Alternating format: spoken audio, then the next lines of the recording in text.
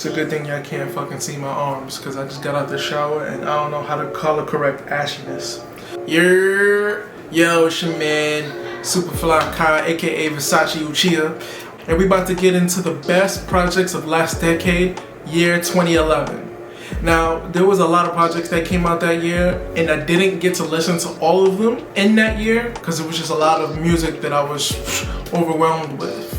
The early years in the last decade, it was just an abundance of good fire that I had to go back and listen to. So I'm gonna start off with some of the projects that I maybe didn't listen to in that year, but I had to go back and listen to, so they won't make my favorite list because they just wasn't in my rotation that heavy. Triple X by Danny Brown. I didn't find out about him until I went to a concert in the summer of 2012. So this project came out in 2011. I didn't get to really sit with it and listen to it. I know there was like some rock star shit on there, Die Like a Rock Star.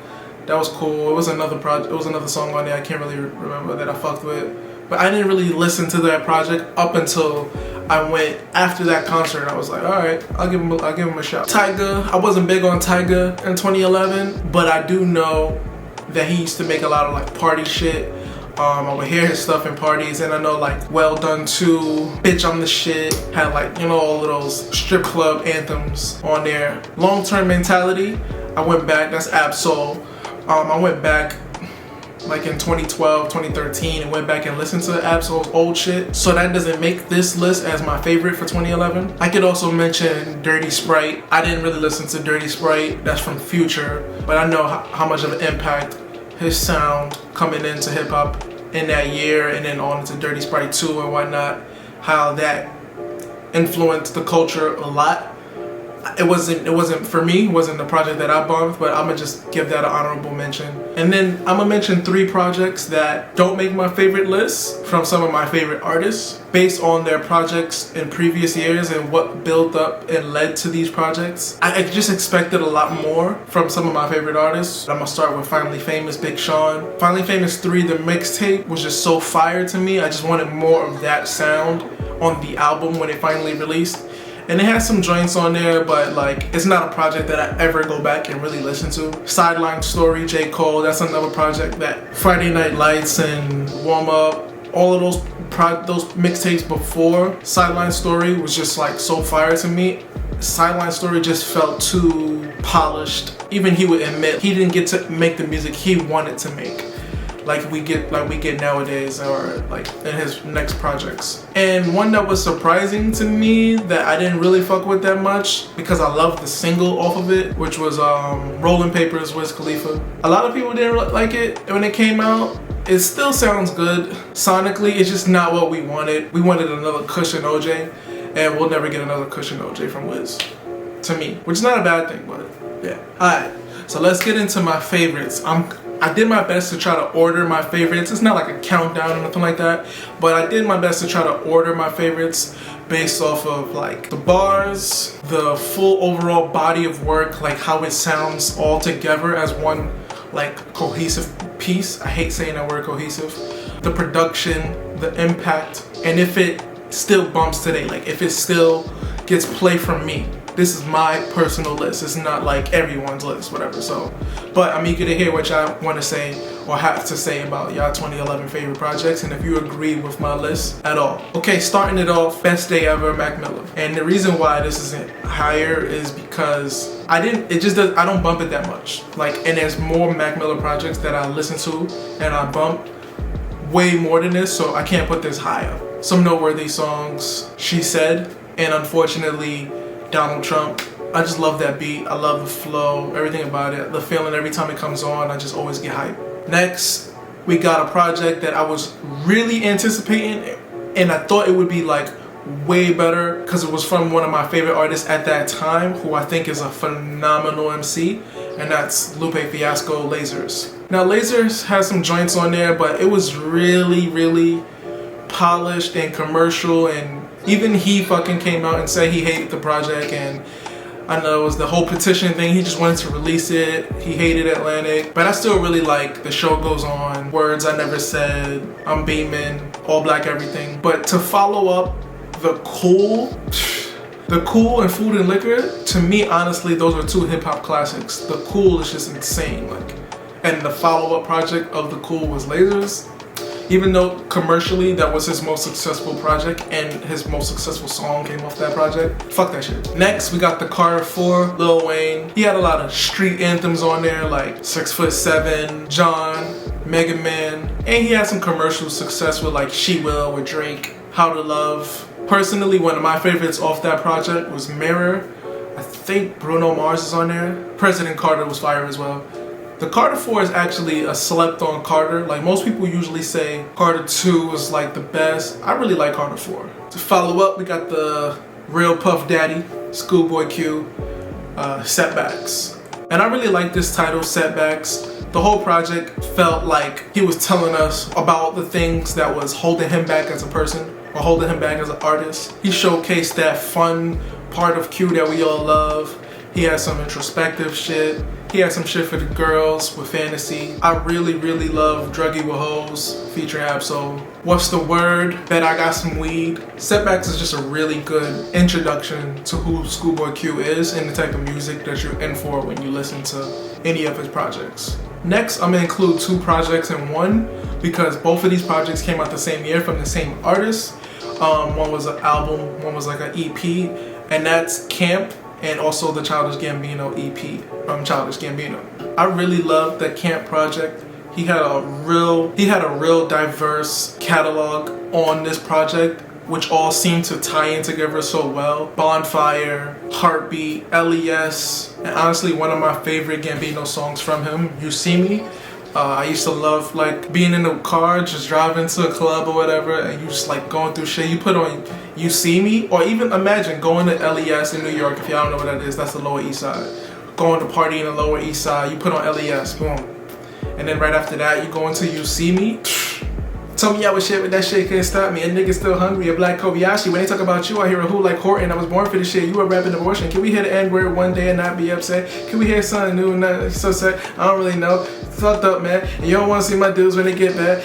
I got a bunch of jackanapes in the back of me that'll lacerate anyone in the back of a mat and they laugh or they masturbating all over your beaten body. Sick boy forever. That's suburban Illuminati.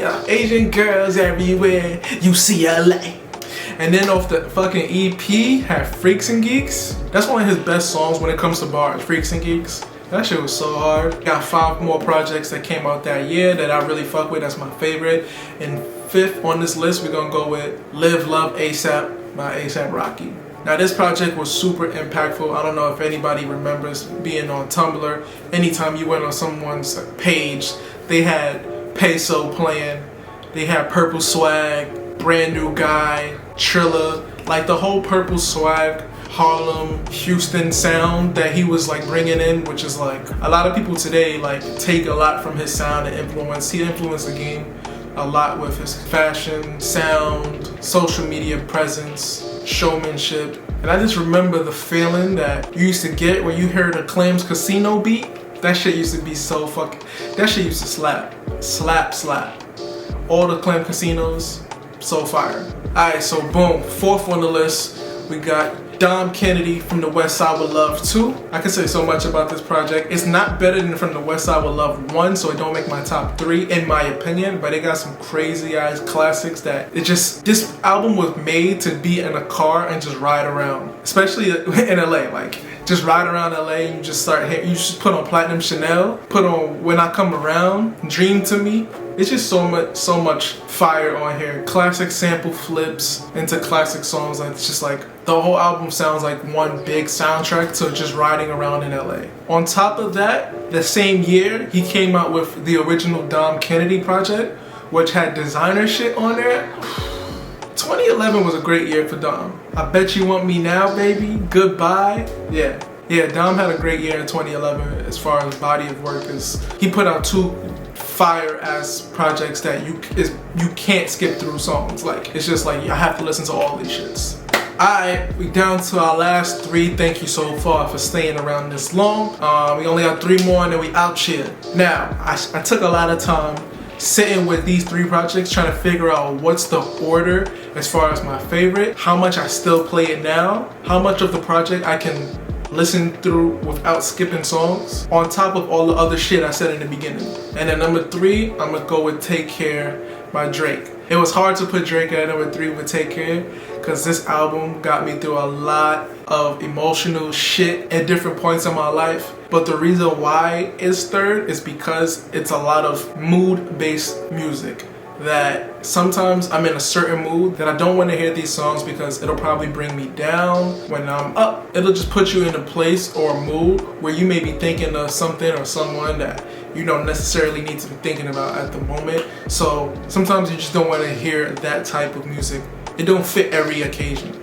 On top of that, it was a lot of commercial ass songs on there. I went back and listened to all 3 of the projects that's in my top 3, and there was a lot of commercial shit on there that I was just like, I'm okay if I don't hear this. The project was really long too, and there's a lot of shit on there that I don't give a fuck about ever hearing again. Like, I'll be okay if I never heard Headlines ever again. But when I hear Cameras, The Good Ones Go, that's one of the best Drake songs ever. Lord Knows, The Real Her, Look What You've Done, The Ride, Over My Dead Body, Crew Love, Practice. I feel like Drake was getting a lot of flack for being like in tune with his feelings and emotional or sappy.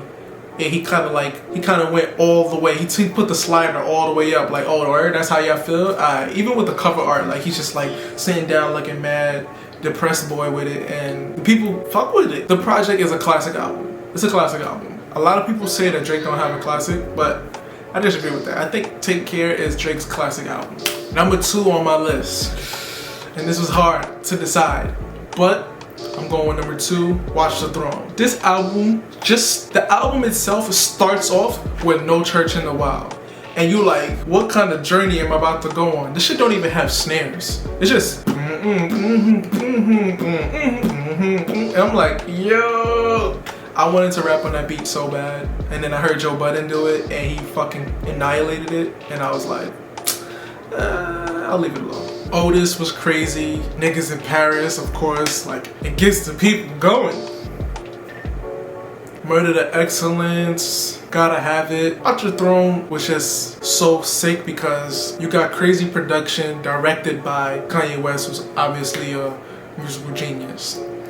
And then you got Hove, who's like supposedly his big bro in the industry, like basically his protege type shit, and they working together as equals. It wasn't like one was directing the other or one was like, they bumped heads a lot during this project. I remember watching an interview where Hove was like, I mean, back in the days, Kanye would say something, he would look at him like, fuck out of here, I'm Hove. But at this point, Kanye West is Kanye West. So his input and Hove's input would clash a lot, and somehow they was able to smooth that out and get the shit rocking. This is the best collab album ever. Like, from 2 artists just getting together, this is the best collab album ever. Sorry, Drake and Future. As far as like production wise, this album had like the Neptunes, 88 Keys, No ID, the RZA, Me and the RZA Connect, Southside, Mike Dean, can't forget Lex Luger. Ham going hard, Ham, that's another song I forgot about. Like, honestly, anytime Swiss Beats and Hove, anything they do together, it's just like, I would love to hear a fucking whole album, just Swiss Beats and Hove. Or a whole album of Pharrell and Hove. Watch the Throne is a fucking classic. Which is crazy that I put this second on my list, because number 1, it's your man K-Dot, Kendrick Lamar, Section 80. Contrary to popular opinion, Section 80 is my favorite. It's the best, this is my favorite, and the best Kendrick Lamar album. It's better than Good Kid, Mad City. It's better than Good Kid, Mad City. A lot of people say, oh, he was just still trying to find himself. No, he wasn't trying to find, he knew exactly what he was doing when he made Section 80. Section 80 it's a full, it feels like one big ass story. That's just so fire. And people can say the same thing about Good Kid, Mad City. Section 80 is way fire, way more fire. Like, we know the story of a good kid, like, influenced by his surroundings that did shit he maybe didn't really want to do, but he had to because, you know what I mean? That's the jungle out here. That's the streets. Like, the streets will make you do shit that you not necessarily, like shit that you don't necessarily want to do, but you just influence because you want to be accepted. Like, that's how I grew up like that. Everyone I know grew up like that. Like, most people made decisions just because they was influenced by some other dumbass in the streets doing coon shit, whatever. But Section 80 was just so beautiful. Like the way it just starts off like with fuck your ethnicity, like all the way to like Absol's outro, or is it Absol's outro? Yeah, that shit is fire. High power. Thinking of Absol's outro is so sick. What your life about? Enlighten me. Is you gonna live? Yeah, man. The spiteful chant. I'm going big, bitch. Suck my dick. ADHD. Hold up. And then like I always remember the first time I heard Rigor Mortis. I got the same feeling I got when I heard Ignorance is Bliss, but Rigor Mortis was just like on steroids. Like he just kept going and it's like, yo, chill, Kenny. Like you killing you. The beat is already killed. Just stop. Like chill, son, chill. Like he just kept going and it was just so fire. Like as it progressed, it just got even more fire. Tammy song, her vibe, all of those like chapter 6, chapter 10, all that shit is crazy. Cushion Corinthians, Blow My High. Like I feel like I just named the whole fucking album. Like the whole album is fucking insane. You got everything. You got sick ass production. I know THC and Soundwave, fucking I don't know, Digiphonics. I don't know. I just know that shit was beautiful. The production was crazy. Bars was crazy. The story behind the whole album, because it's a conceptual album, like crazy. And it was during a time period where it was just mad trap music, which is not necessarily the music that I prefer or like to listen to. So this was like refreshing. Even on Overly Dedicated, he did some he rapped on some trap shit. I know there was a song, I think Michael Jordan, but this was just like, nah, I'm not fucking with no sound that is already out. This is just one sound that I feel for this project that I'm gonna just drive from beginning to end, and he did. He's able to do that, and somehow he fucking got a J. Cole production. Like who the fuck has J. Cole production on the album?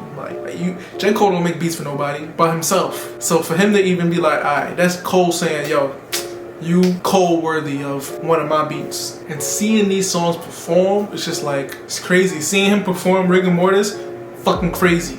Pray that we make it to 21. And when he brought in that fucking sample, that Aaliyah sample on that Blow My High, I'm sending you a 4-page letter. This is his best body of work. I challenge anyone to prove me wrong that Good Kid, Mad City is better than Section 80. We could go song for song. It's just, fuck out of here.